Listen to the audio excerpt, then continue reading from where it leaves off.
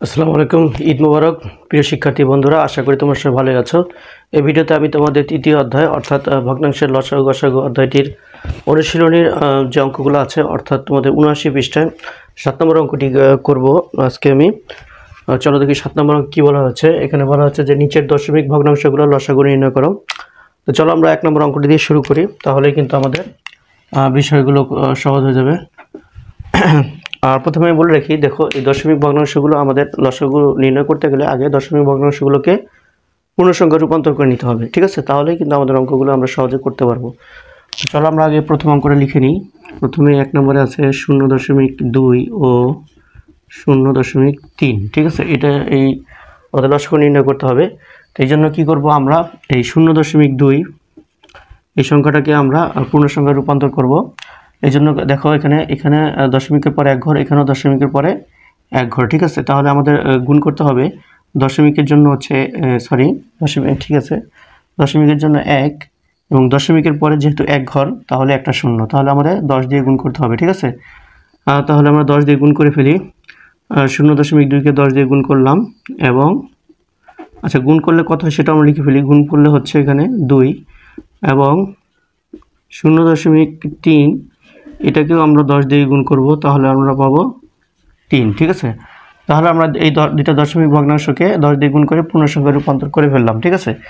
এখন আমরা এই পূর্ণসংখ্যা দুইটা অর্থাৎ ২ ও ৩ এর লসাগু নির্ণয় করতে পারবো খুব সহজে, ঠিক আছে? ৩ এর লসাগু,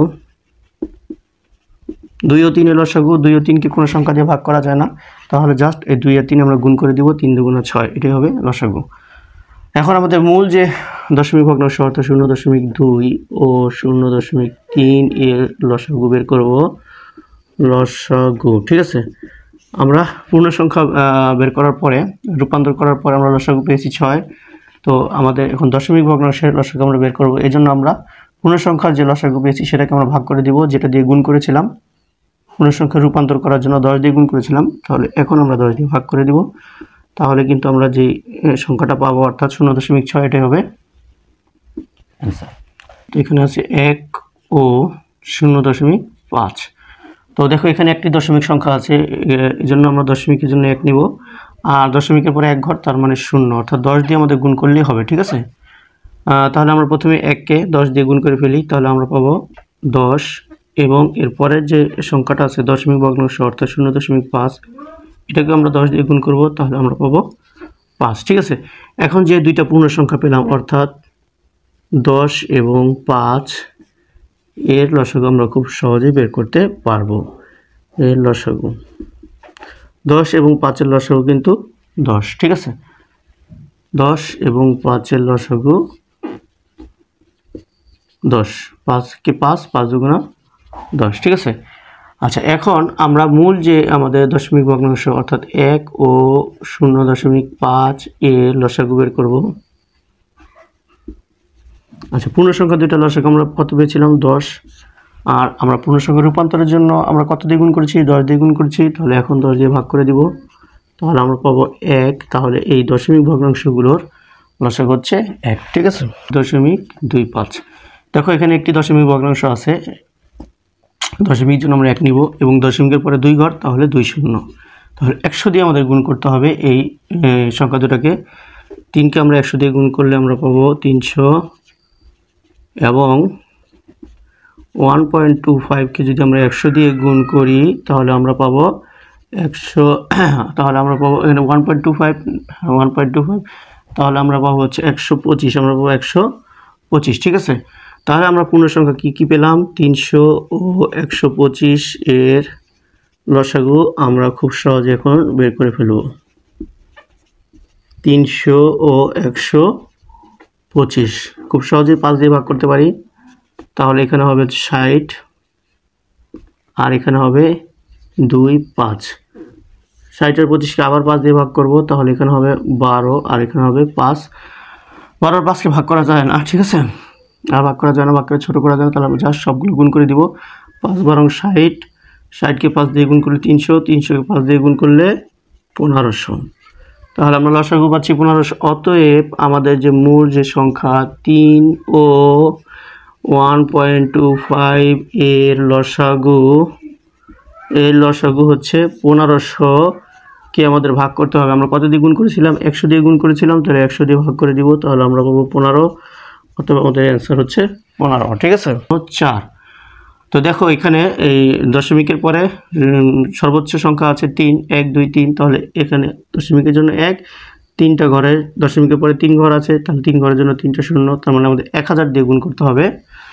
আমরা এখন 1000 দিয়ে গুণ করে ফেলবো পূর্ণ সংখ্যা রূপান্তরের জন্য। তাহলে আমরা 0.2কে 1000 দিয়ে গুণ করলে আমরা পাবো 200, আর 0.004কে যদি আমরা 1000 দিয়ে গুণ করি তাহলে আমরা পাবো 4। ঠিক আছে, তাহলে যে পূর্ণ সংখ্যা পেলাম আমরা 200 এবং 4 এর লসাগু, 4 এর লসাগু আমরা খুব সহজে বের করতে পারবো, 200 এবং 4। ঠিক আছে, 4 দিয়ে ভাগ করলে এখানে হচ্ছে 50 আর এখানে হচ্ছে 1, তাহলে 4 আর 50 গুণ করলে 200, 200 আর 1 গুণ করলে 200, লসাগু 200, লসাগু 200।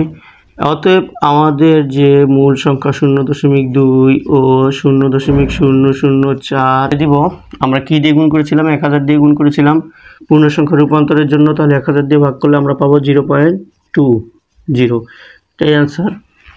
5 নম্বর আগে করি, 1.2 ও 0.18। ঠিক আছে, এখানে 0.18 যা পয়েন্টের জন্য 1 আর দুইটা সংখ্যার জন্য 2টা শূন্য, তাহলে এখানে দশমিকের পরে সর্বোচ্চ 2 সংখ্যা, তাহলে 1-এর পরে 2 শূন্য, অর্থাৎ 100 দিয়ে আমাদের গুণ করতে হবে দুইটা সংখ্যাকে।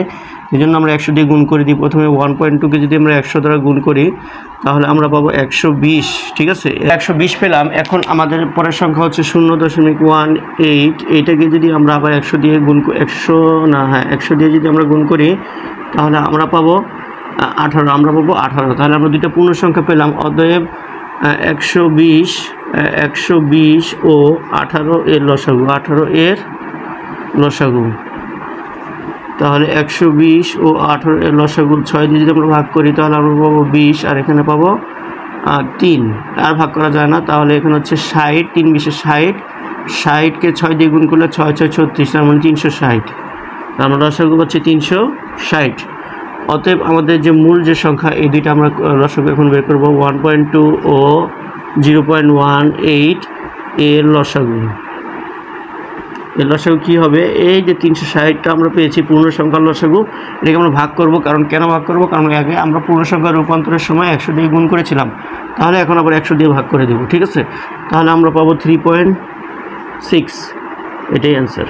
আশা করি বুঝতে পেরেছ। আরেকটা অঙ্ক বাকি আছে, 0.2, 0.3 এবং 0.4। ঠিক আছে, তাহলে প্রথমে 0.2কে আমরা কি দিয়ে গুণ করব?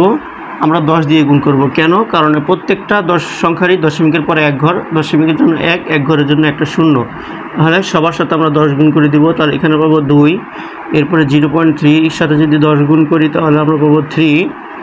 এরপরে 0.4 এটার সাথে যদি আমরা 10 গুণ করি তাহলে আমরা পাচ্ছি 4। তাহলে আমরা যে পূর্ণ সংখ্যাগুলো পেলাম অর্থাৎ 2, 3 ও 4 এর লসাগু আমরা আগে বের করি। লসাগু 2, 3, 4 এর লসাগু 2 দিয়ে ভাগ করলে 1, 3কে ভাগ করা যায় না, 4কে ভাগ করলে 2, এরপর আর ভাগ করা যায় না, তাহলে 2 1 2, 3 2 6, 6 2 12, লসাগু হচ্ছে 12।